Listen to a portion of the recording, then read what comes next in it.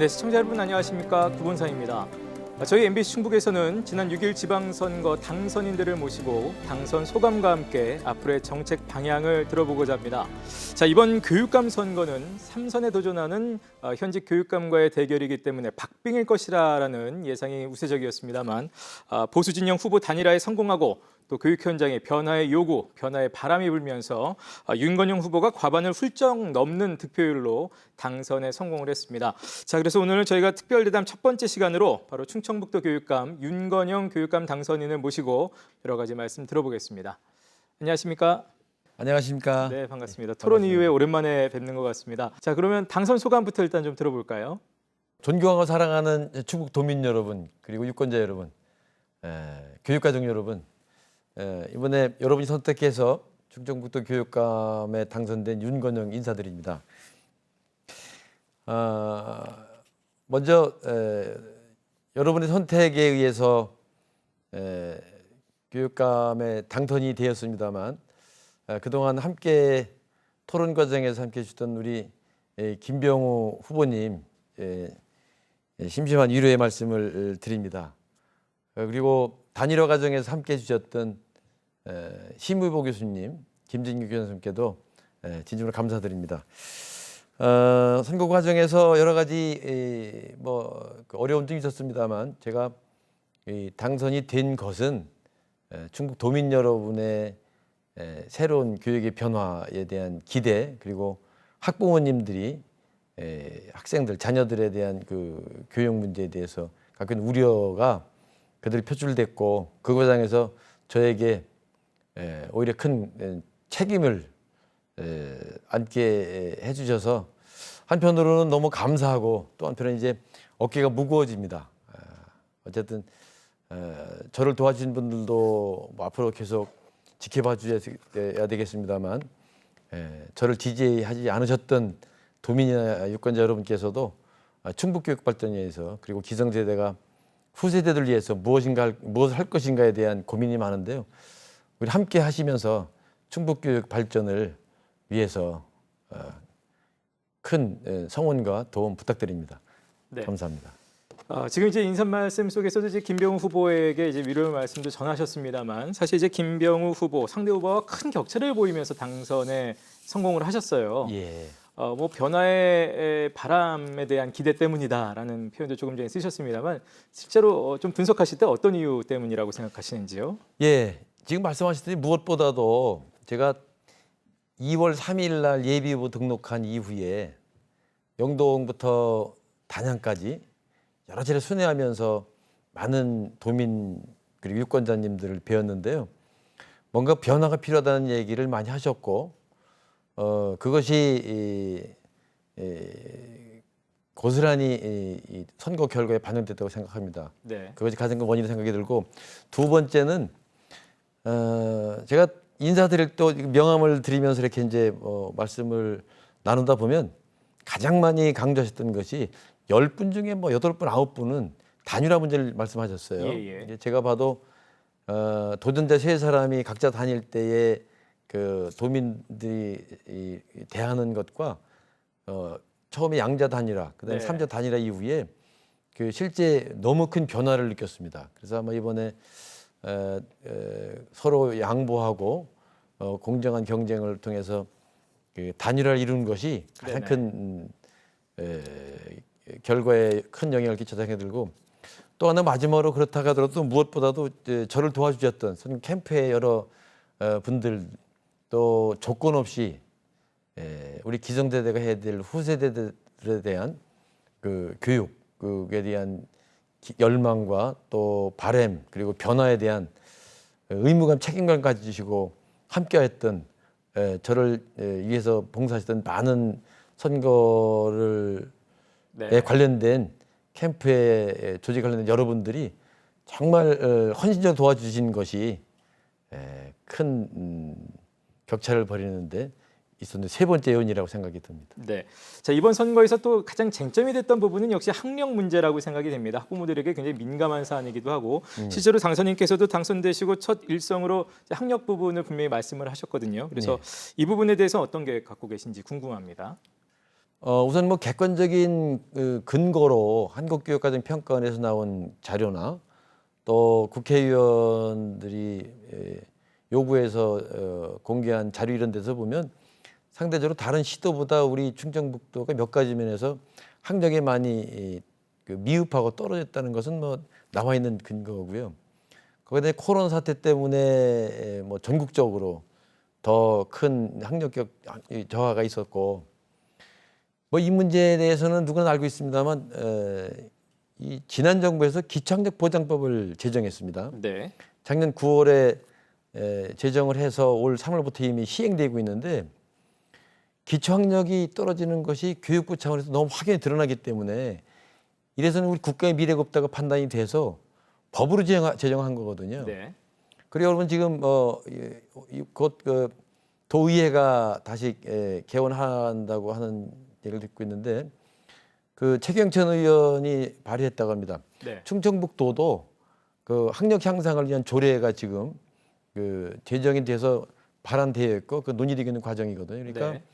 어쨌든 이 학력 문제는 지금 이 공교육이 그 해결해야 될 가장 우선적인 과제로 생각이 들고 이 문제는 제가 여기서 그냥 그동안 공약으로 많이 제시했습니다만 그런 내용보다는 이제 7월 1일 날 취임하고 네. 또 다음 주에 15일 날 인수위원회가 출발하면 그 도교육청이나 학교원장이나 학부모님들 얘기를 충분히 듣고 바람이 있다면 하여튼 7월 1일 날 첫 결제를 학생들의 그 학력의 현 상황을 확인할 수 있는 네. 진단 평가에 관련된 결제를 하고 싶다고 이미 선언한 것처럼 예, 예.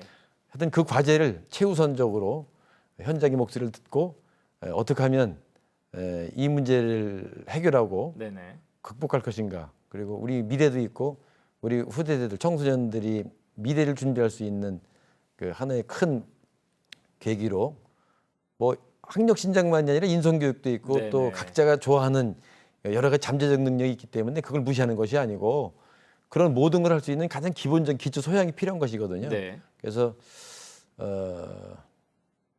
일단 현장의 목소리를 듣고 제가 공약을 제시한 것 그다음에 또 이 주변에서 다른 시도에서 네. 하고 있는 많은 내용을 받아들여서 단기적인 목표와 또 중장기적인 계획을 수립해서 대응하겠습니다. 네.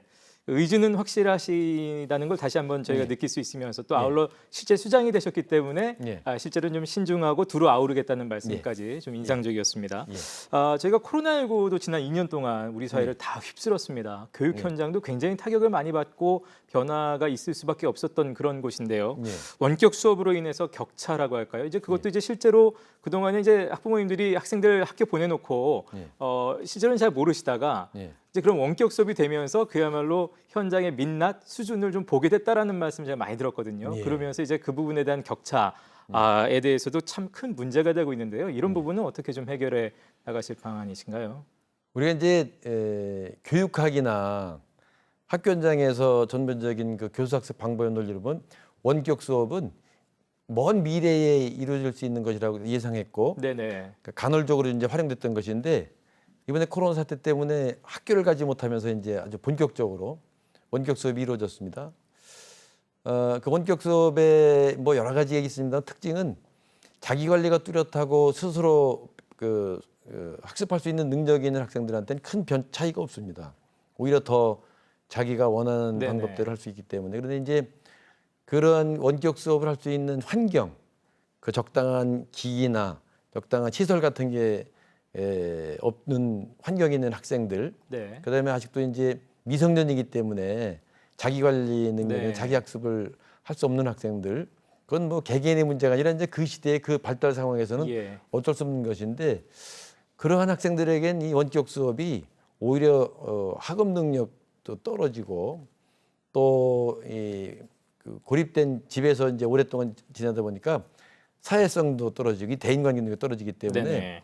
원격 수업이 개개인에 따라서 학력 격차, 교육 격차를 나타나게 하는 가장 큰 현재 원인이라고 생각이 듭니다. 그래서 이 문제는 이미 뭐 정상화됐기 때문에 현장인 선생님들이 참 고심을 하고 대응을 하고 계시겠습니다만 제가 운동하면서 많은 선생님들 이렇게 만나 뵀을 때 코로나 이전과 코로나 이후에 그 학생들이 갖고 있는 그 학력 저하 문제, 대인관계 능력, 언어 습득 능력 뭐 이런 것이 너무 차이가 크답니다. 네네. 그래서 요새 이제 그 전문가들 하는 얘기가 단기적으로는 코로나 사태가 마감되고 그 정상화되기 시작한 지금 단기간 내에 이 문제를 해결하지 않으면 네. 이게 골든 타임이라고 합니다. 지금 그 시기에 집중적으로 네. 적절로 특단의 조치를 해서 격차를 줄여놓지 않으면 점점 더 벌어지는 거거든요.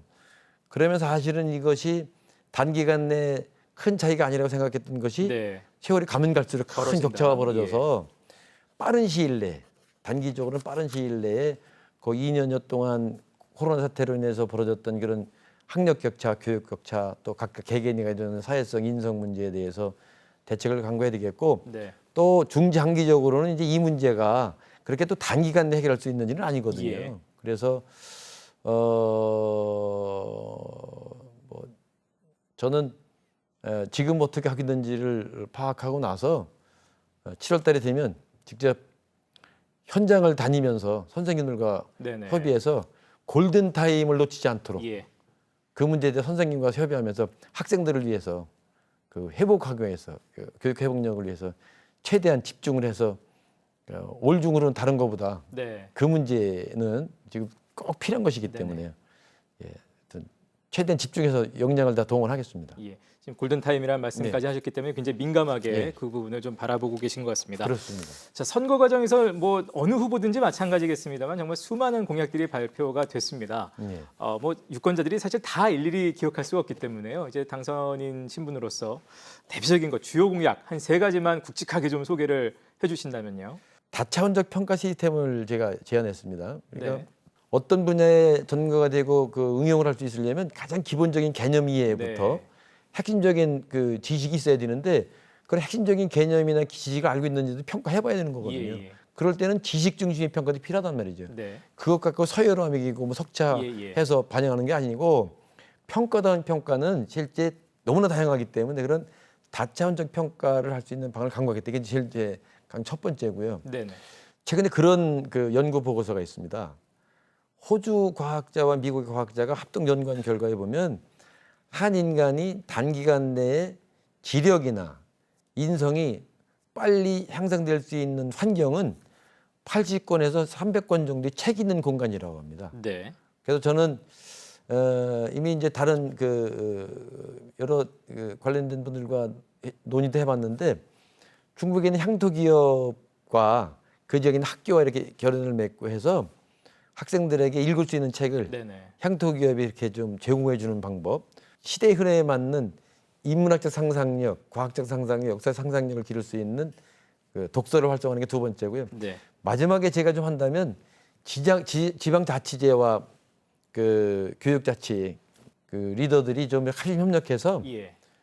그 충북을 그 교육으로 전국에서 가장 모범적인 선도적인 그런 그 중심 도시로 중심 도로 바꿀 수 있도록 하는데 제가 가지고 있는 여러 가지 그 배경이나 또 그동안 쌓아온 여러 가지 네. 인맥이 뭐 이제까지 했던 다른 그 네네.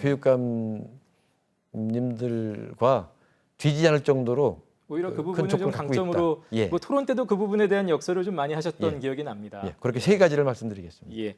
어쨌든 아마 학력 평가, 뭐 예. 독서 활성화, 예. 또 그리고 교육자치, 지방자치 함께 가는 것까지 예. 뭐 이렇게 주로 말씀하셨습니다. 공약 가운데 근데 제가 보니까 좀 재미있는 게 좀 있어서요. 충북형 노벨 20 프로젝트, 20 프로젝트라고 읽는 게 맞는지 예, 모르겠습니다. 20 프로젝트 했습니다. 예. 이게 어떤 건지 좀 궁금해요. 그냥 말 그대로 이제 우리가 자꾸 교육을 할 때 보편적인 그 인성 교육이나 우리가 사회 생활할 때 가장 필요한 기본 전문 지식을 함양하는 게 필요하지만 어쨌든 교육을 통해서 이 시대를 이끌어 나가고 국가나 인류를 위해서 공헌할 수 있는 탁월한 인재 양성이 필요하거든요. 그래서 그 말 그대로 노벨상을 생각한 겁니다. 그러니까 20년, 30년 후에 네네. 그건 단기간 되는 게 아니기 예, 때문에 충북에서 지금부터 시작해서 20, 30년 후에 충북에서 노벨상에 준하는 네네.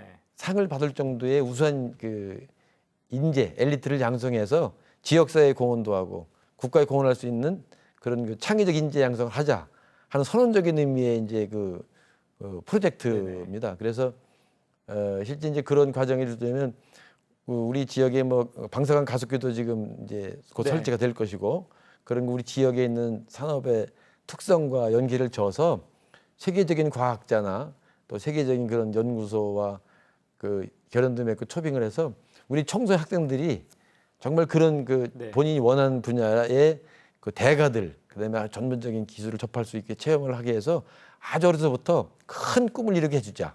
그런 토양을 좀 예. 만들어주고 싶으시다는 맞습니다. 예, 그런 뜻으로 겁니다. 들립니다. 예. 그리고 또 저도 뭐 이제 토론 때 제가 예. 좀 재미있게 기억하는 것 중에 하나는 예. 아침 식사 제공한 그 공약이 있으셨어요. 예. 그래서 이게 실제로 어떻게 하실 생각이신지 대상은 누구고 시기는 어떻게 되고 어떤 형태로 좀 제공을 하실 생각이신지 이게 예. 생각해 보면 학부모님들 입장이나 학생들 입장에서는 굉장히 또 중요한 걸 수 있거든요. 예. 예.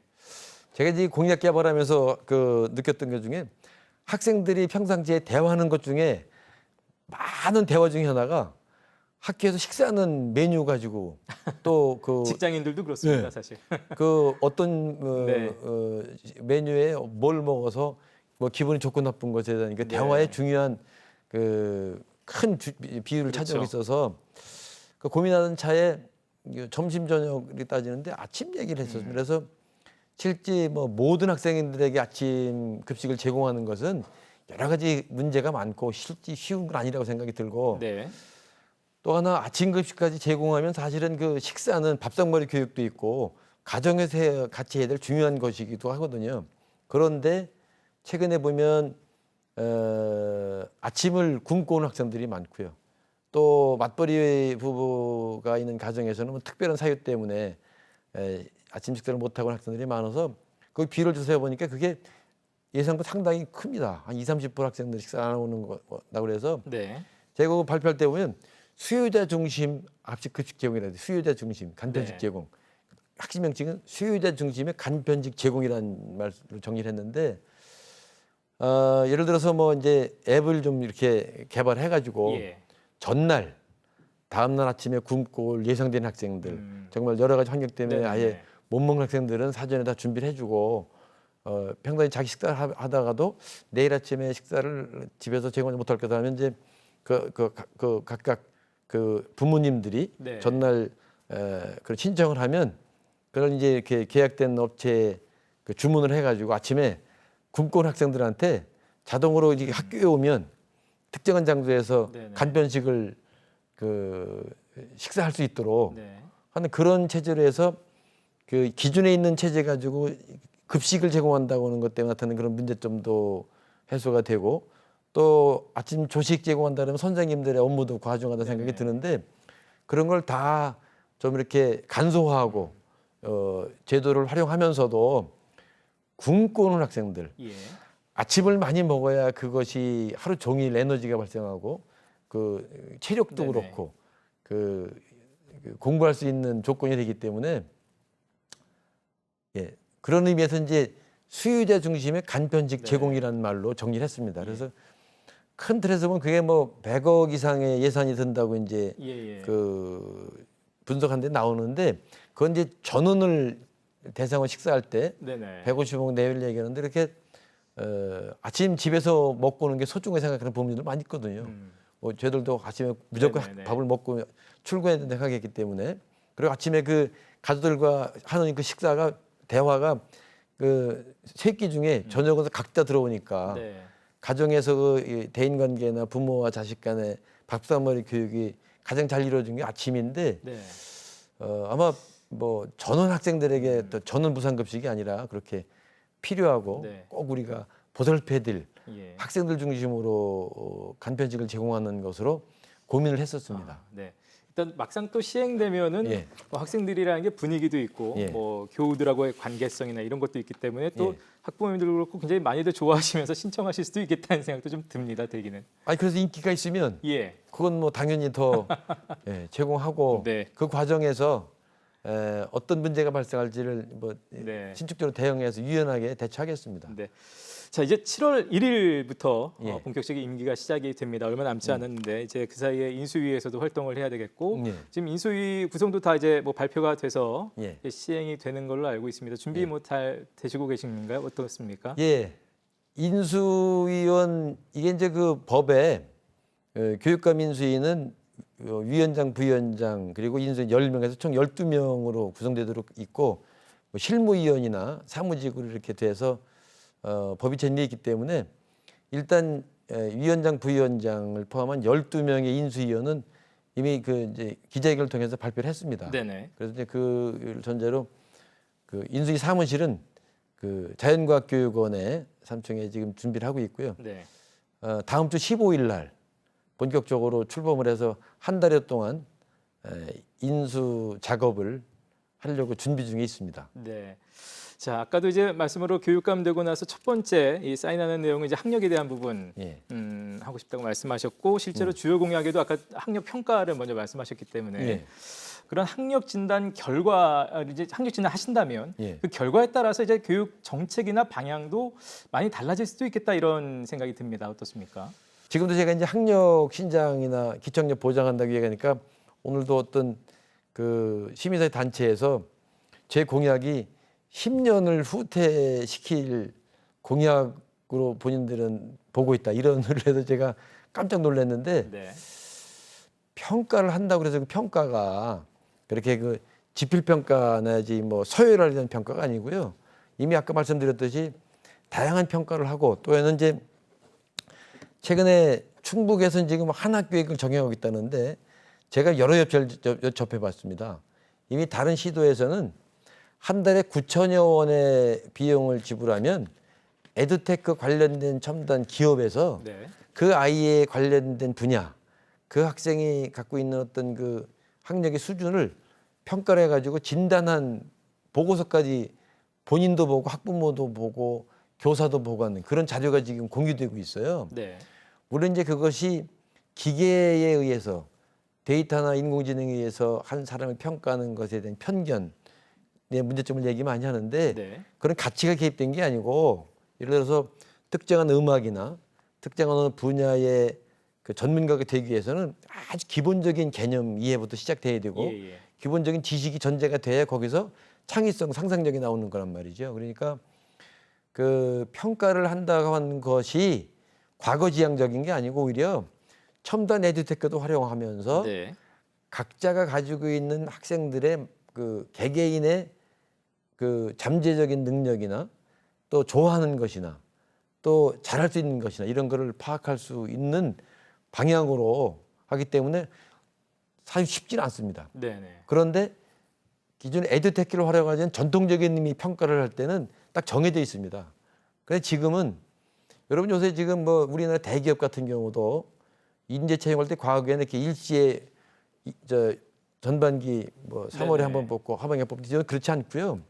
다 열어놓습니다. 열어놓고 하면서 예. 그 기업에서 가장 바람직한 인재상 그 기업이 요구하는 사람을 알고리즘 해가지고 다 이렇게 적성 검사할 수 있는 프로그램을 만들어 놓고 개개인이 그 프로그램에 들어가가지고 시험을 봐서 일정 순위 이상 되는 학생들 그 사람 중심으로 다시 이제 네네. 이렇게 그 면접도 심층 면접해가지고 예. 그 직원 채용하는 게 이미 일상화되어 있습니다. 그렇죠. 그렇다면 우리도 사교육에서 이미 첨단 그 에듀테크가 활용되고 있는데 그것 때문에 공교육이 신뢰가 떨어지면 안 되거든요. 그래서 적극적으로 그런 그 첨단 에듀테크의 기술을 학교 현장으로 끌어들여서 선생님들이 그걸 활용하게 하고 그러면서 각자 개개인에 맞는 학생들의 맞춤형 그 평가도 하고 수준이나 그 학생의 위치를 파악하고 또 그것에 맞게 지금은 그 맞춤형 프로그램이 많이 잘 돼 있습니다. 네네.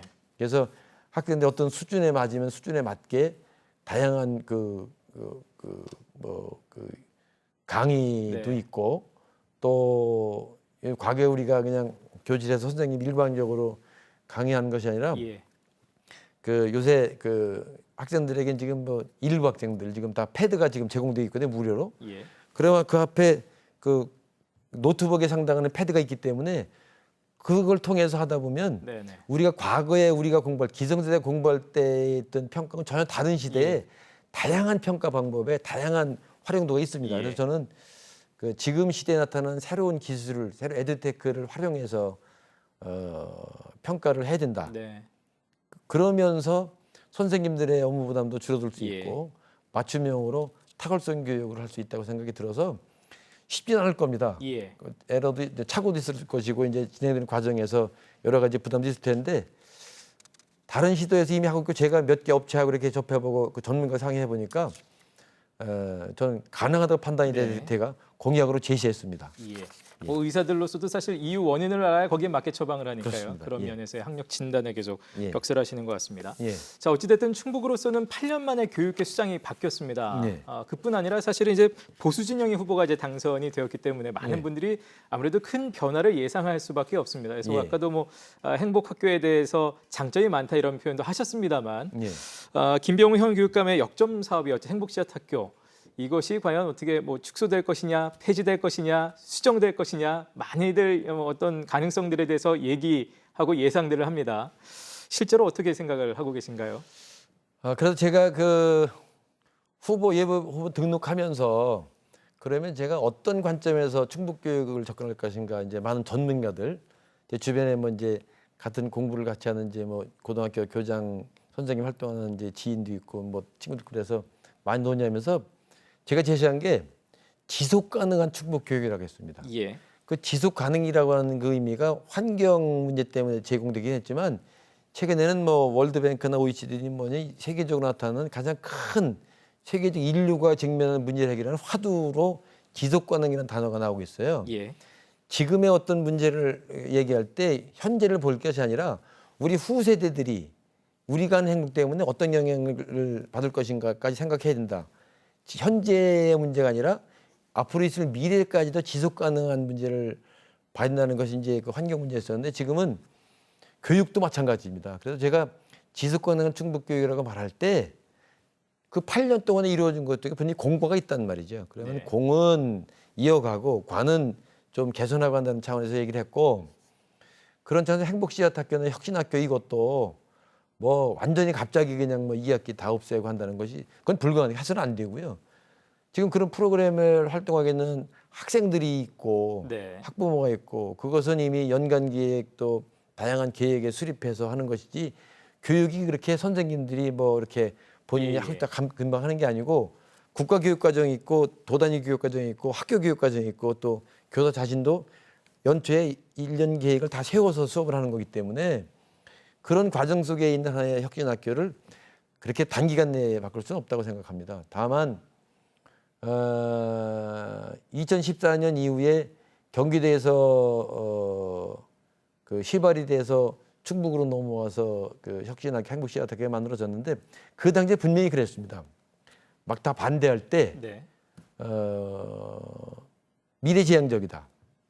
그다음에 충북형 혁신학교 모델을 발굴하겠다. 예. 그다음에 진행하면서 일반화하겠다.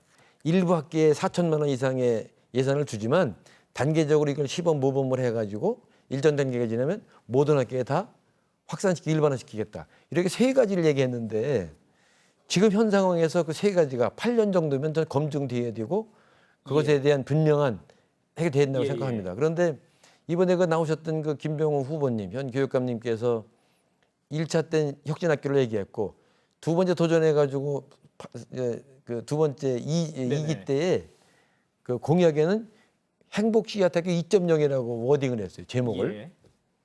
그리고 세 번째 도전하면 행복씨앗학교 3.0이라고 해가지고 처음에 준비하고 정착해서 일반화 시켜가지고 모든 우리 학교 우리 충북에 있는 초중등학 한 400여 개, 500개 가까이 되는 유치원은 달리하더라도 400여 개 학교에 그래도 상당히 많은 일반화가 돼야 되는데 그 61개, 12%밖에 지금 그 혁신학교가 적용되지 않고 있고 또 일부는 제가 이제 많은 얘기를 들으면서 어떤 교장 선생님이 저한테 와서 얘기를 할 때 그 혁신학교를 주도하는 단체가 있지 않습니까? 그 단체 소속의 회원들이 그 학교의 정원의 3분의 2가 됐는데 네. 그 학교가 행복씨앗학교를 하려면 일단 구성원들의 민주적 절차에 의해서 찬반 투표를 합니다. 네. 그런데 그 혁신학교를 하고 안 하고의 찬반 투표는 50%로 결정한답니다. 예. 요새 연구학교는 그 구성원의 80% 이상 찬성을 해야 된다고 그러는데 예. 그렇게 열어놓고 해도 선생님들이 반대해가지고 혁신학교 그 신청을 안 했다는 거예요. 그래요? 예. 그리고 그럴 때 지난번 토론회 때 그 후보께서 뭐라고 말씀하셨냐면 그 왜 그러면 그렇게 네. 투표해서 손이 반대를 하냐 했더니 혁신학교를 하면 어렵게 힘들어서 안 한다 이런 발언을 하셨어요. 네. 현장에서 그렇다는 거죠. 그렇죠. 예. 그러면 그게 힘들고 어려워서 안 한다는 얘기 중에 이제 여러 가지 있겠지만 그걸 그 간단히 말하면 그게 일반화가 안 돼 있고 네. 또 그거 정말 좋고 보람되면 많은 학교에서 다 신청을 많이 해가지고 혁신학교 선정할 때 어느 학교 선정할까 고민해야 되는데 혁신학교 선정을 하는데 신청자가 없어요 지금. 예.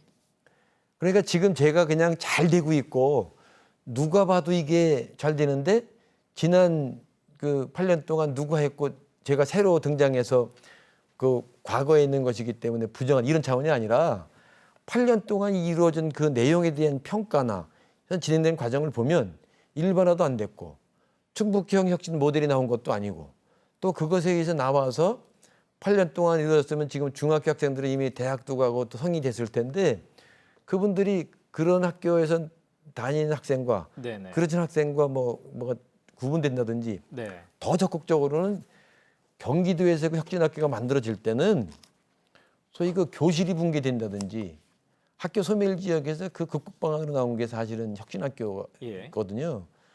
그러면 그 혁신학교 8년 동안이었으면 그런 학교에서는 교실 붕괴가 없어지고 정말 화목해서 다른 학교나 다른 지역에서 이 충북 행복씨앗학교에는 모든 학생이 잠자는 사람도 없고 다 즐거워하고 학력도 신장되고 자기 꿈 실현된다 이렇게 내야 되는데 그런 면에서는 아직도 그 긍정적인 평가가 없는 건 사실 아니냐. 예. 그래서 저는 취임을 하면 갑자기 뭘 이렇게 확 바꾼다는 게 아니고 이미 제가 2차례 오늘 3번째 얘기합니다.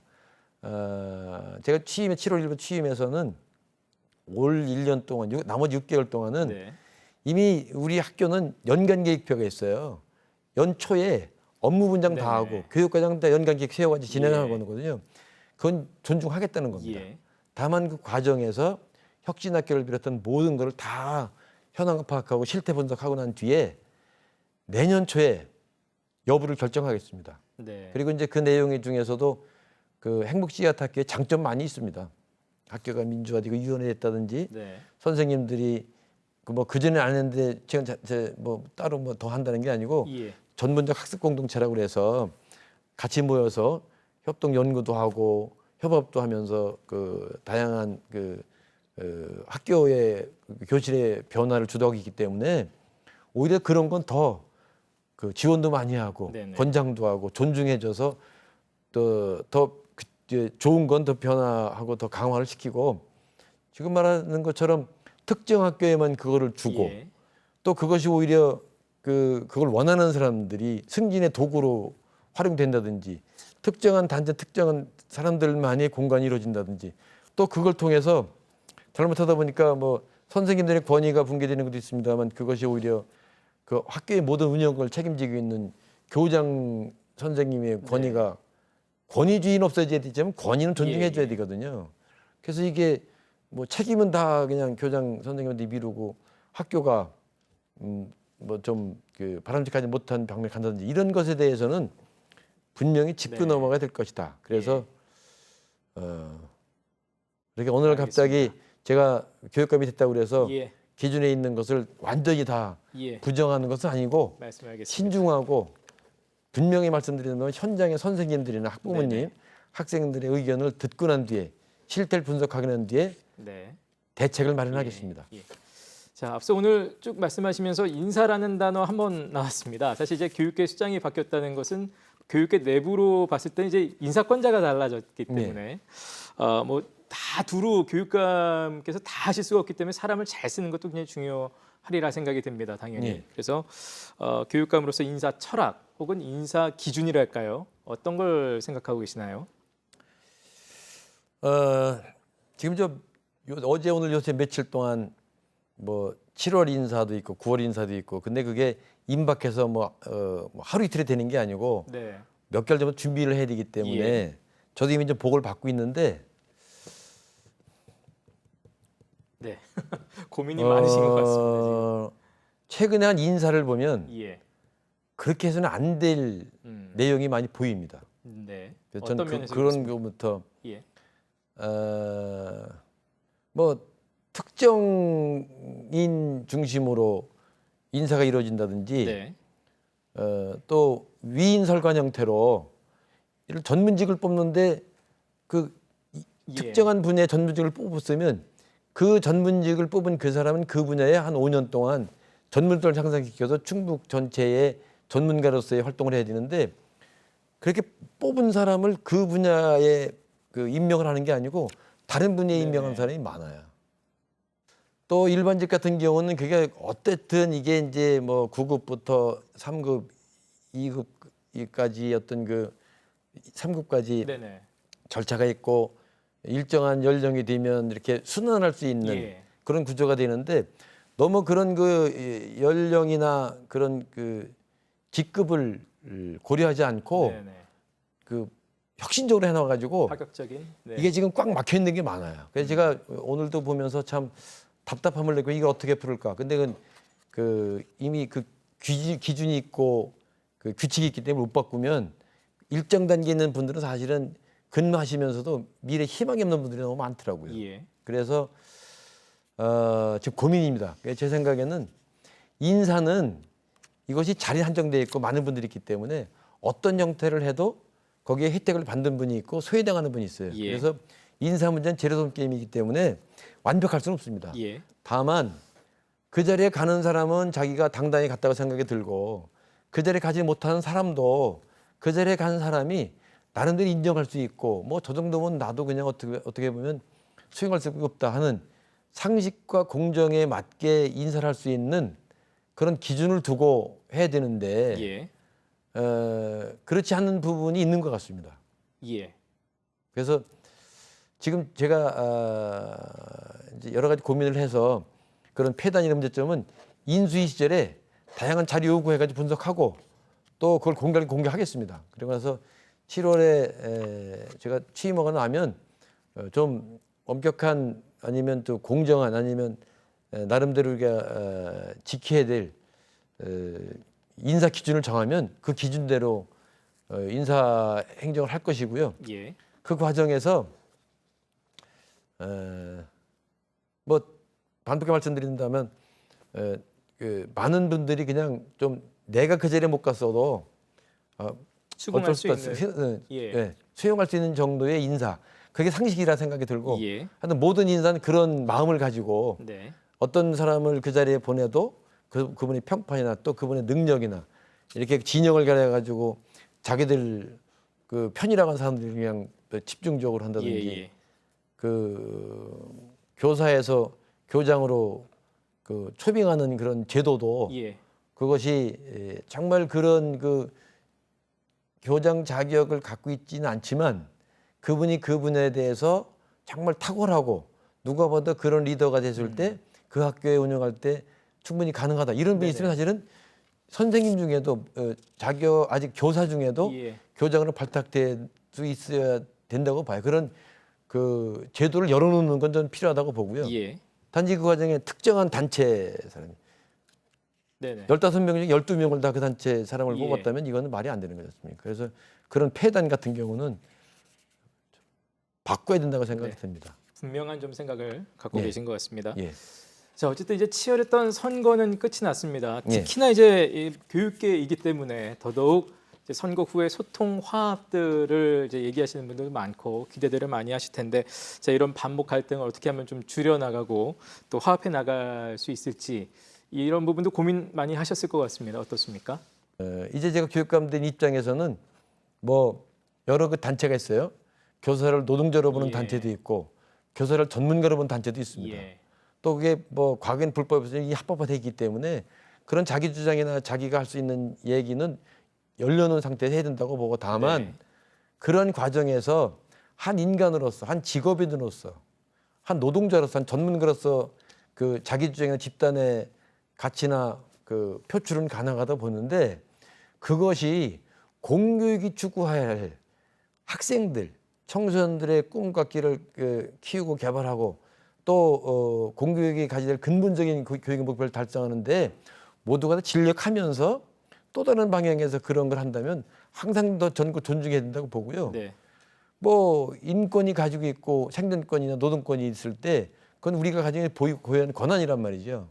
그러면 그런 거를 행사하는 것에 대해서 전 막으면 안 된다고 생각합니다. 다만 일반 그 기업이나 이익을 창출하기 위해서 노동자를 고용해 가지고 그 일정의 임금을 주고 그 노동의 대가 일부를 수익을 창출하는 그런 기업도 뭐 여러 가지 면에서 노동 활동이 보장되고 있지만 전 적어도 그 학생을 가르치는 선생님, 교직은 이게 그런 단체가 아니지 않습니까? 네네. 그러면 공교육에 책임지고 있는 교육 공무원이 해야 될 가장 중요한 공교육의 근본, 공교육의 본질은 충실하면서 그걸 전제로 하는 것이라면 저는 항상 열어놓고 오히려 제가 적극적으로 그런 활동을 전 존중하고 배려하겠습니다. 네. 예. 자, 마지막으로 하나만 여쭙겠습니다. 이제 뭐니 해도 교육은 우리의 미래 희망이라고 할 수 있을 것 같습니다. 사회적으로도 굉장히 중요하고요. 굵직한 질문입니다. 당선인께서 그리는 충북교육의 미래상 어떤 모습인지 좀 짧게 부탁드리겠습니다. 제가 이제 비전은 그 지속 가능한 충북 교육을 해놓고 거기 교육 목표를 교육의 품, 학교의 꿈, 아이 또는 학생의 힘이라고 이제 이렇게 목표를 제시했습니다. 우리 충북의 교육은 어머니의 품처럼 존중과 배려해서 모든 구성원들이 화합하고 같이 갈 수 있고 공감과 동행을 했으면 좋겠고요. 네. 저는 진정한 교육감은 학생을 위한 교육감이 아니라 선생님을 위한 교육감이 된다고 생각이 듭니다. 저는 학교가 존재하는 이유는 학생 때문에 그렇습니다. 학생에서 학교는 존재할 이유가 없는 거죠. 그런데 학교가 유지되고 운영되는 주체는 선생님, 교사라고 봅니다. 네. 그래서 선생님들이 웃으면서 즐겁게 출근해가지고 학생들에 대해서 헌신적으로 교대내 쓰고 학생들이 소통할 수 있는 그런 분위기 만드는 게 지금 나타난 공교육을 해결할 수 있는 가장 네. 과제고 그래서 선생님이 행복하고 즐겁고 그것이 다 퍼져서 학생들이 같이 웃고 즐기면서 사제지간에 예. 공감과 동행할 수 있는 그 학교 만드는 거 이게 제가 갖고 있는 꿈입니다. 네. 자, 저희가 오늘 윤건영 충북교육감 당선인과 함께했습니다. 시간이 어느새 다 갔는데요. 마지막으로 못다 하신 말씀, 인사 한 말씀 부탁드리겠습니다. 저를 교육감으로 지지해주고 선택해주신 존경하고 사랑하는 도민 여러분, 그다음에 유권자 여러분, 그리고 교육관 여러분께 진심으로 감사드립니다. 그리고 이미 말씀드렸습니다만 충북의 변화 그리고 도민들이 생각하시는 공교육에 대한 바람 그리고 특히 학부모님들의 우려가 있으신데 그거를 뭐 단기간 내 그리고 제가 완전히 해소할 수는 없겠습니다만 제가 그동안 내세운 공약 그다음에 이제 인수위나 또 앞으로 6개월 동안 현장을 통해서 실태 분석한 것과 지금 인류 시대적 흐름에 대한 다양한 내용을 다 모아서 제가 분명하게 드리는 것은 최선을 다하겠습니다. 네. 그리고 그 과정에서 저 혼자 있는 게 아니고요. 저를 지지해 주시고 선택해 주신 것처럼 이제는 도민 여러분, 교육관 여러분이 저와 함께 저 혼자가 교육감이 아니고 우리 도민 모두 여러분이 교육감이 되셔서 같이 저와 n분의 1로 충북교육의 변화를 해서 함께 해주시기를 간곡히 부탁드리고요. 정중히 요청합니다. 여러분 많이 도와주시고요. 다시 한번 저를 선택해 주신 도민 여러분께 진심으로 감사드립니다. 네. 자, 지금까지 윤건영 충청북도 교육감 당선인과 함께했습니다. 오늘 말씀 잘 들었습니다. 고맙습니다. 감사합니다. 예. 자, 어찌됐든 충북교육계에 적지 않은 변화가 예상이 됩니다. 분명히 교육에 충북의 미래가 있습니다. 이 미래에 그야말로 그저 그런 하나의 지역으로 전락될 것인지 아니면 그야말로 끊임없이 발전하면서 생동감 넘치는 지향점이 될 것인지 이 바람직한 교육계의 지형이 만들어지기를 다시 한번 바라보도록 하겠습니다. MBC 충북 특별대담 충청북도 교육감 당선인에게 듣는다.